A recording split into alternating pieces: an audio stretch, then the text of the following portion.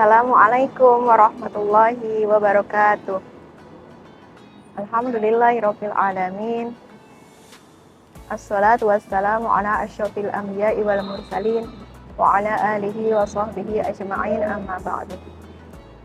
Segala puji bagi Allah yang telah memberikan kenikmatan yang berlimpah kepada kita sehingga pada hari ini kita masih bisa melaksanakan berbagai amal ibadah di bulan Ramadan. Ramadan adalah bulan yang penuh dengan kemuliaan, penuh dengan ampunan, rahmat, dan keberkahan. Ramadan juga disebut sebagai Syahrul Quran, yang mana itu menjadi sebuah kemuliaan bagi bulan Ramadan, karena saat itulah Al-Quran diturunkan pertama kali.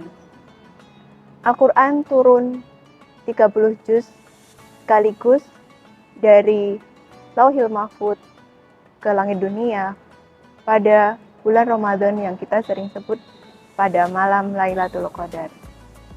Sehingga menjadi sebuah kemuliaan tersendiri ketika kita bisa mengisi hari-hari kita di bulan Ramadan dengan interaksi bersama dengan Al-Quran. Akan tetapi tidak selalu kita akan tertarik atau bisa jadi enggan untuk melakukan sesuatu ketika kita tidak mengetahui apa manfaat dan keutamaannya. Rasulullah SAW menjelaskan berbagai keutamaan dalam berinteraksi dengan Al-Quran atau kita sebut dengan fadhail Al-Quran dalam banyak hadis. Ada banyak keutamaan kita berinteraksi dengan Al-Quran yang insya Allah ketika kita resapi dan kita renungi maka akan menghasilkan semangat dan ketertarikan yang luar biasa pada Al-Quran. Fadhail Al-Quran ini insya Allah akan didapatkan oleh kita selagi di dunia dan nanti ketika di akhirat. Saat ini akan kami jelaskan tentang keutamaan berinteraksi dengan Al-Quran yang akan diperoleh di dunia. Fadhail Al-Quran yang pertama, Allah akan mengangkat derajat orang yang aktif dalam berinteraksi dengan Al-Quran atau disebut dengan Ahlul Quran sebagai keluarga Allah di muka bumi. Qala Rasulullah sallallahu alaihi wasallam, inna lillahi ahlina min khalqi. Qila wa man ahlullah? Qala ahlul Qur'ani wa khassatuh. Sesungguhnya di antara manusia terdapat keluarga Allah di muka bumi. Siapakah mereka, wahai Rasulullah? Tanya para sahabat. Mereka adalah ahlul Quran dan orang-orang pilihannya. Hadis riwayat Ibnu Majah.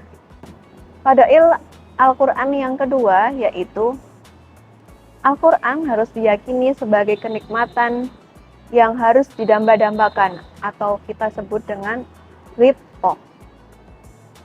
La hasada illa fitnataini, rajulun atahullahul Qur'an fahuwa yatluhu ana al-laili wa ana an-nahar, wa rajulun atahullahu malan fahuwa yanfiquhu ana al-laili wa ana an-nahar. Tidak diperbolehkan iri kecuali dalam dua kenikmatan.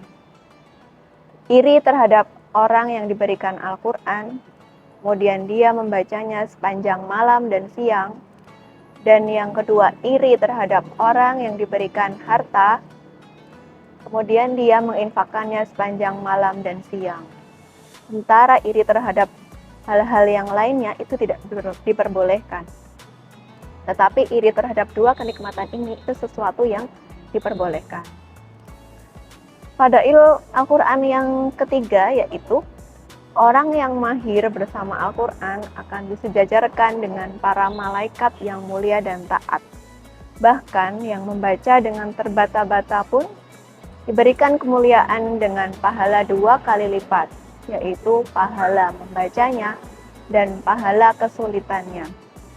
Alladzi yaqra'ul Qur'ana wa huwa mahirun bihi ma'as safaratil kiramil bararah. Walladzi yaqra'ul Qur'ana wa yatata'ta'u fihi wa huwa alaihi syaqun lahu ajrani. Orang yang mahir dalam berinteraksi dengan Al-Quran, maka bersama dengan malaikat yang mulia dan taat. Sedangkan orang yang membaca dengan terbata-bata dan dia merasa sulit, maka baginya 2 pahala. Hadis riwayat muttafaqun alaih. Fadail Al-Quran yang keempat, orang yang banyak membaca Al-Quran mendapat kehormatan untuk menjadi pemimpin jamaah sholat atau menjadi imam. Artinya, dia akan mendapatkan pahala yang lebih daripada menjadi makmum. Ya ummul qaumu aqra'uhum lil Qur'an. Yang paling berhak menjadi imam adalah yang paling banyak berinteraksinya dengan Al-Quran. Hadis riwayat Abu Daud. Dan yang kelima, fadail Al-Quran yang kelima yaitu orang yang banyak berinteraksi dengan Al-Quran akan mendapat kebaikan dari Allah Subhanahu wa taala. Khairukum man ta'allamal Qur'ana wa 'allamahu. Sebaik-baik kamu adalah orang yang belajar dan mengajarkan Al-Quran. Itulah 5 keutamaan berinteraksi dengan Al-Quran yang akan didapatkan di dunia, dan masih banyak keutamaan yang lainnya yang akan didapatkan di dunia maupun di akhirat. Semoga Ramadan kali ini menjadi madrasah yang akan membuat kita banyak berinteraksi dengan Al-Quran, dan nanti kita lanjutkan di bulan-bulan berikutnya. Jazakumullah khairan. Wassalamualaikum warahmatullahi wabarakatuh.